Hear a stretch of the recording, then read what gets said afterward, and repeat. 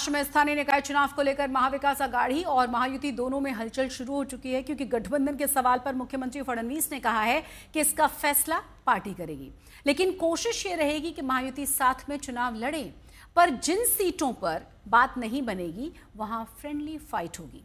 उधर ऑपरेशन सिंदूर और cease fire के ऐलान को लेकर विपक्ष का बीजेपी सरकार पर हमला लगातार जारी है।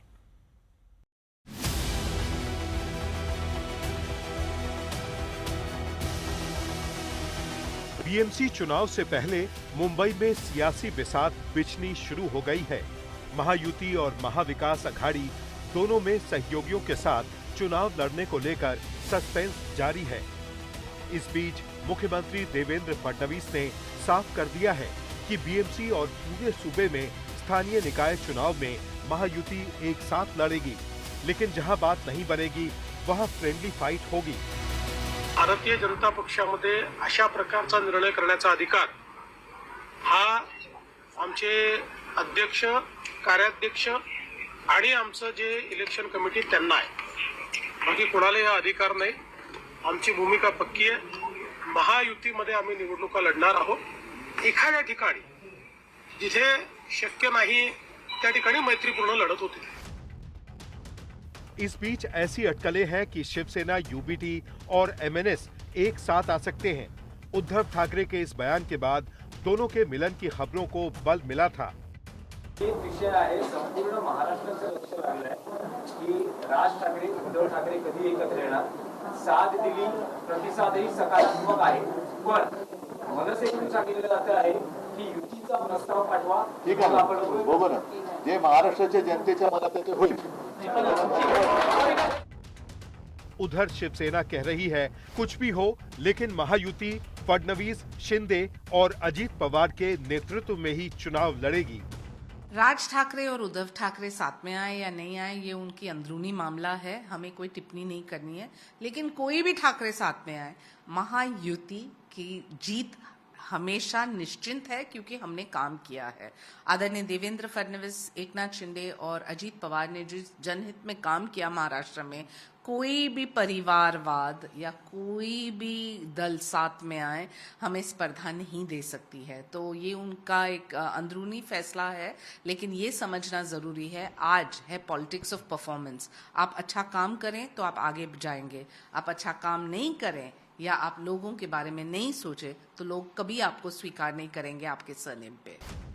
वहीं डिप्टी सीएम एकनाथ शिंदे ने महायुति में कथित मतभेद के बीच कहा कि उनके सीएम कार्यकाल में शुरू की गई लाडली बहन योजना समेत किसी भी योजना की न तो फंड में कटौती होगी और न ही कोई योजना बंद की जाएगी। आज बैठक हुई है, अभी समाधान व्यक्त किया है और मैं इतना ही कहूँगा कि आदिवासी विभाग हो, सामाजिक न्याय विभाग हो, किसी के ऊपर भी अन्याय नहीं होगा और किसी का भी निधि कम नहीं होगा और कहीं का भी निधि कहीं डाइवर्ट नहीं करेंगे, क्योंकि ये सभी विभाग महत्वपूर्ण है। एक तरफ ऑपरेशन सिंदूर को लेकर सर्वदलीय प्रतिनिधि मंडल में गए विपक्षी सांसद भी सरकार और सेना के समर्थन में बयान दे रहे हैं, लेकिन विपक्ष के कुछ नेता अभी भी सीज फायर और पहलगाम आतंकी हमले को लेकर सरकार पर निशाना साध रहे हैं। इस पर बीजेपी और उसके सहयोगी दल विपक्ष पर पलटवार करने में देरी नहीं कर रहे हैं।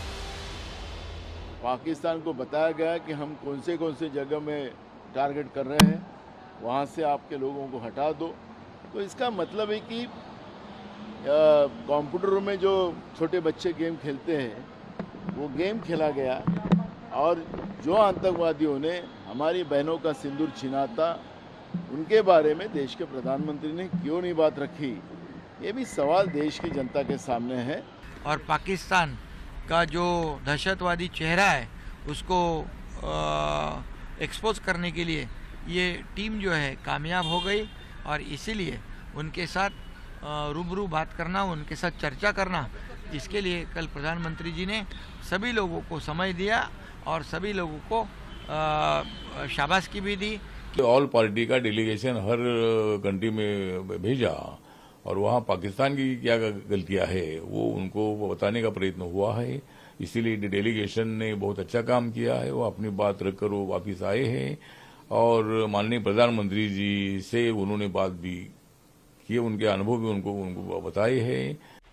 कुल मिलाकर अभी भी ऑपरेशन सिंदूर पर हो रही सियासत पर विराम लगता नहीं दिख रहा। आज तक ब्यूरो।